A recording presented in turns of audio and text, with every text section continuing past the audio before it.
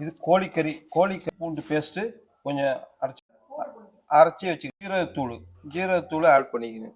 மிளகுத்தூள் கொஞ்சம், மிளகாத்தூள் கொஞ்சம் ஆட் பண்ணிக்கணும். உப்பு கொஞ்சம் போட்டுக்கணும். வெங்காயம் நிறைய போட்டுக்கணுங்க. வெங்காயம் நிறைய போட்டு அந்த மசாலாவோட வெங்காயத்தை நிறைய அரைச்ச பொட்டுக்கல்ல அரைச்சாச்சுங்க. அது எல்லாம் அரைச்சி பேஸ்ட் எடுத்துக்கணும். எல்லாத்தையும் அரைச்சி பேஸ்ட் எடுத்துக்கணும். கோழி அந்த மசாலா அரைச்சது அது எல்லாத்தையும் இதோட சேர்த்து பிணைஞ்சிக்கணும். அது ஃபுல்லாக போட்டு பிணைஞ்சி வச்சுக்கணும். இப்படிதான் அதில் இப்படித்தான் அதில் உருட்டி வைக்கணும்.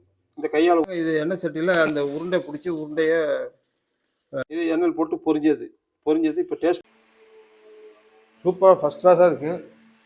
வெளியே மொறுன்னு கிறிஸ்பியாக இருக்குது. உள்ள சாஃப்டாக ரொம்ப சாஃப்டாக இருக்கும்.